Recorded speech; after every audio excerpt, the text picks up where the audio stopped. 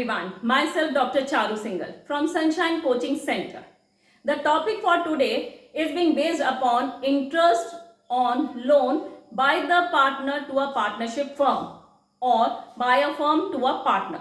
They are basically the two concepts. Either the partner provides the loan to a partnership firm or partnership firm provides the loan or the money to its partner.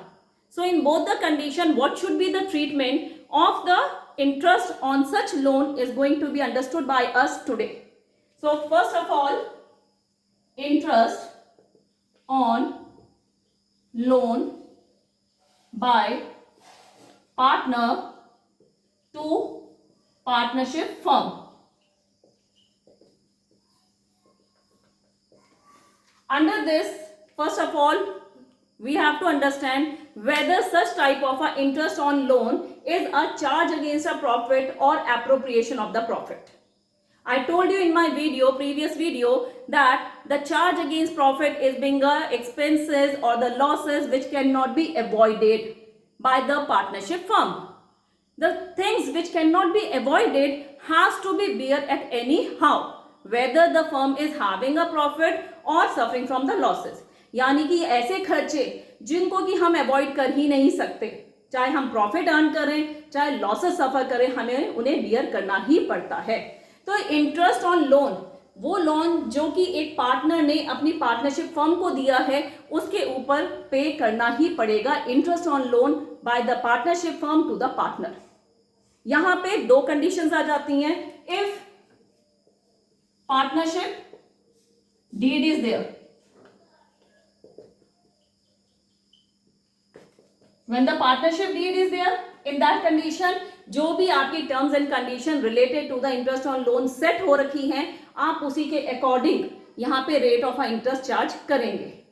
अगर वहां पे 12% दिया है तो 12% होगा, 10 दिया हुआ है 10 होगा, 4 होगा दिया हुआ तो 4% होगा. But in condition B1, if no partnership deed is there,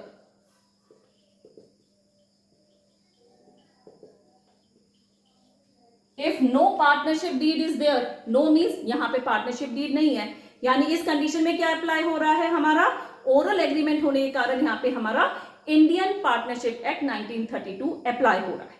और जब ऐसा होता है तो हमने क्या सीखा था पहले के वीडियोस में कि यहाँ पे interest on loan 6% per annum दिया जाएगा. तो इन दिस कंडीशन हमारा interest on loan 6% per annum होगा. तो क्वेश्चन में अगर कोई उन्होंने परसेंटेज दे रखी है तो कैलकुलेट ऑन दैट बेसिस. अगर कोई परसेंटेज नहीं दी हुई है तो directly calculate on 6% per annum. I hope इतना क्लियर हो गया है. Moving ahead to the accounting treatment. अब इसका अकाउंटिंग ट्रीटमेंट कैसे होगा, ठीक है. So accounting treatment, if you remember हमने सीखा हुआ है क्लास 11th में कि एक बुक ऑफ अकाउंट से प्रिपेयर की जाती है तो सबसे पहला काम होता है रिकॉर्डिंग करने का. और हम रिकॉर्डिंग किसमें करते हैं, बुक ऑफ जर्नल में. तो यहां पे भी हम बेसिकली पहले क्या सीखेंगे, जर्नल एंट्री, एंड देन उसको पोस्ट करेंगे रिलेटेड उसके लेजर्स के अंदर, ठीक है. तो यहां पे सबसे पहले जब लोन लिया जाता है, suppose the question is being like ABC limited is a partnership firm and A, B and C are equal partners.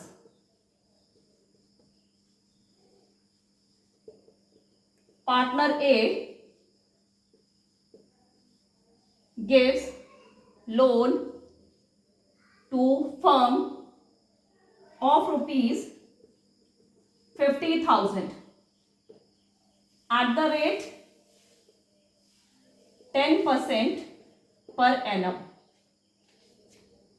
on, let it be, the date should also be there, on 1st October 2022, and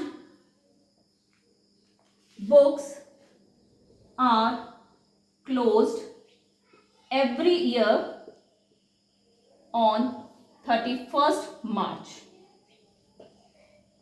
तो यहाँ पे क्या जानकारी हमें मिल रही है इस question से, अगर आप ध्यान से पढ़ें, एक ABC लिमिटेड पार्टनरशिप फर्म है जिसके अंदर A, B एंड C जो है ये 3 पार्टनर है, और ये तीनों पार्टनर क्या कर रहे हैं, इक्वल पार्टनर्स है, इक्वल यानी कि तीनों का बराबर का शेयर है, ठीक है।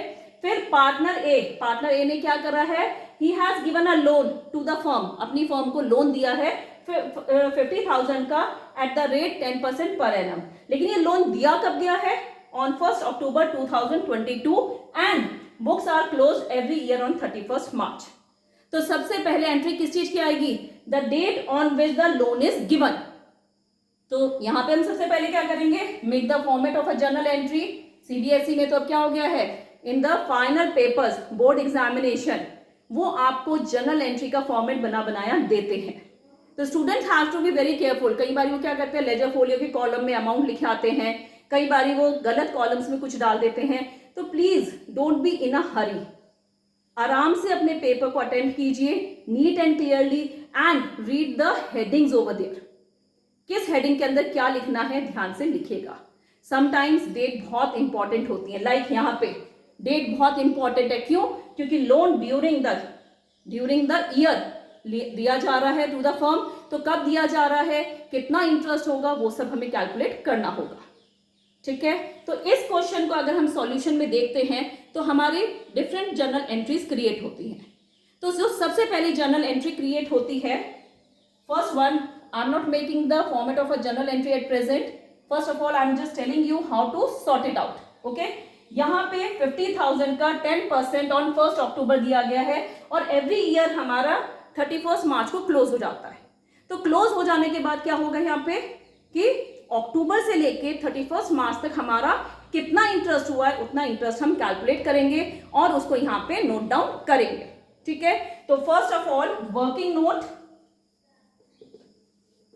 अंडर द वर्किंग नोट हमारे पास क्या आ जाता है, वर्किंग नोट के अंदर 50,000 अमाउंट है, रेट ऑफ इंटरेस्ट 10% है, मल्टीप्लाई, अब जितने महीने मैं यूज करूंगी इस 50,000 को उतने महीने का ही इंटरेस्ट मैं पे करूंगी। तो यहां मैंने कब से शुरू करा, जिस तारीख से मैंने लिया होगा, तो यानी 1 अक्टूबर, नवंबर, दिसंबर, जनवरी, फरवरी एंड मार्च, यानी टोटल मेरे पास 6 महीने हैं जब मैं इस 50,000 को यूज कर रही हूं। तब मेरे को क्या करना पड़ेगा, इसे 6/12 से मल्टीप्लाई करना पड़ेगा, क्योंकि मैं पूरे साल का इंटरेस्ट थोड़ा ना पे करूंगी, मैं उतने ही महीने का पे करूंगी जितने महीने का मैं यूज करूंगी, क्लियर। तो यहां पे हमारे पास कैलकुलेशन के बाद कितना अमाउंट आ रहा है, 2,500, this is the amount of a interest to be paid. अब ये इंटरेस्ट कब पे किया जाएगा, this interest has to be pay on the last day of the year, financial year, और फाइनेंशियल ईयर कब एंड हो रहा है हमारा, 31 मार्च को। तो इन सब चीजों को ध्यान रखते हुए अब हम क्या करेंगे, अपनी जर्नल एंट्रीज पास करेंगे related to this question, okay. So students, अब हम देखते हैं यहाँ पे solution related to the interest on loan by the partner to a partnership firm. हमने अभी एक क्वेश्चन लिखा था जिसके अंदर एबीसी एक लिमिटेड है, जिसके अंदर एबीसी जो है वो 3 पार्टनर है और उनका equal distribution of the profit है। फर्दर ऑन, ए जो पार्टनर है उसने 50,000 लोन दिया हुआ है to the firm at the rate of a 10% per annum के रेट पे, ठीक है। और ये कब दिया गया लोन, 1 अक्टूबर को। ये सारी डेट्स इंपॉर्टेंट है, ये मैंने आपको पहले भी बताया था, उसी के बेसिस पे हमने इंटरेस्ट ऑन लोन कैलकुलेट करा था जो कि हमारा 2500 है। अब इसका जनरल एंट्री और लेजर में क्या क्या ट्रीटमेंट है वो हम डिस्कस करेंगे, ठीक। तो यहाँ पे हमारे पास जनरल एंट्री बनाते हुए हर बच्चे को ध्यान रखना है कि they should always practice by making the format of a general entry. Format बना करके ही उसके अंदर जनरल एंट्री को पोस्ट करें। इसका सबसे बड़ा बेनिफिट बच्चों को मिलता है ड्यूरिंग द बोर्ड एग्जामिनेशन। वहां पे बच्चों को जो प्रिपेयर्ड ऑलरेडी प्रिपेयर्ड फॉर्मेट्स मिलते हैं बाय द बोर्ड, वहां पे कंफ्यूजन नहीं होता। समटाइम्स बच्चे कंफ्यूज हो जाते हैं कि ये जनरल एंट्री का है या लेजर का है या कहाँ पे क्या लिखना है, कौन सा अमाउंट कहाँ लिखा जाएगा, क्यों, क्योंकि वो बिना फॉर्मेट के ही जनरल एंट्री पास करते चले जाते हैं। तो वो सारी प्रॉब्लम्स बच्चों को फेस ना करनी पड़े, तो यहाँ पे हम क्या सिखा देते हैं बच्चों को पहले कि जब भी वो जनरल एंट्री बनाए तो हमेशा फॉर्मेट पहले प्रिपेयर कर ले।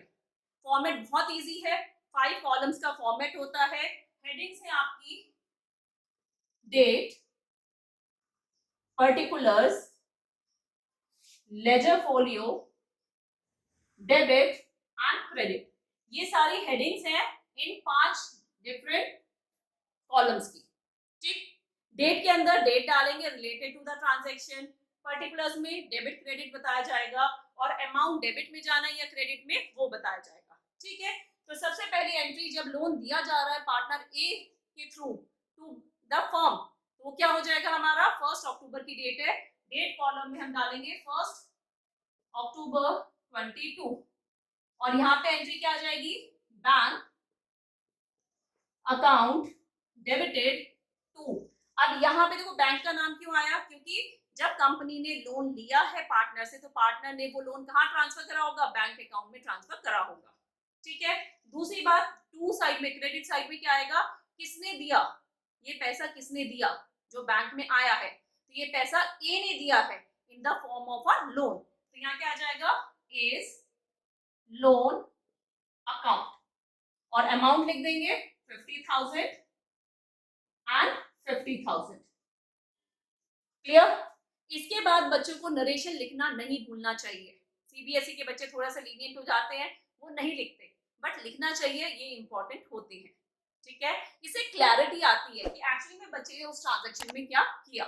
ठीक, तो यहाँ पे हमारे पास क्या आ जाएगा, बी लोन गिवन बाय ए और पार्टनर ए। ठीक है, सेकेंड एंट्री प्रिपेयर की जाएगी after the end of the first financial year. Loan दिया गया 1 अक्टूबर को, फाइनेंशियल ईयर कंप्लीट हो रहा है 31 मार्च को 2023 में। ठीक है, तो तब तक का इंटरेस्ट हमने कैलकुलेट करा था 2500। तो पहली एंट्री क्या आ जाएगी, जब हम इंटरेस्ट प्रोवाइड कर रहे होंगे 31 मार्च 2023 की, इसको इस तरह से भी लिख सकते हैं और बच्चे का लिखना चाहें तो 31 मार्च 23 भी लिख सकते हैं।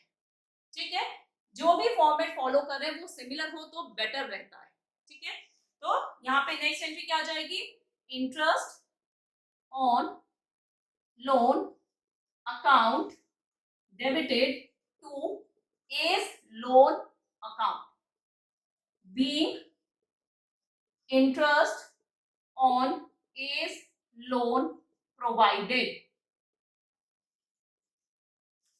ओके, लोन अकाउंट में उसका इंटरेस्ट ऑन लोन ट्रांसफर किया जा रहा है, दिया जा रहा है। ठीक है, तो ये क्या कहलाएगा, being interest on A's loan provided and amount कितना आ जाएगा 2500, जो हमने पहले कैलकुलेट कर लिया। ठीक है, थर्ड एंट्री भी आपकी जो होगी, जो ये इंटरेस्ट ऑन लोन है, ये क्या है, चार्ज अगेंस्ट द प्रॉफिट है, जो प्रॉफिट एंड लॉस अकाउंट से दिया जाएगा, तो ये क्या होगा, वहां पे ट्रांसफर किया जाएगा। यानी ये अमाउंट ट्रांसफर होकर कहां से आ रहा है, पीएल अकाउंट से आ रहा है। तो 31 मार्च को ही जब हम अपने फाइनल अकाउंट्स प्रिपेयर करते हैं, उस समय ये पीएल अकाउंट से लिया जाएगा। So profit and loss account debited to interest on loan account, being interest on loan transfer from PL account, और कितना आ जाएगा, सेम अमाउंट का जो हमने प्रोवाइड करा है पार्टनर ए के लोन पे। तो ये 3 जनरल एंट्रीज हैं जो कि फ्रेम की जाएंगी फॉर द सॉल्यूशन और the accounting treatment for the interest on loan by the partner to a partnership firm.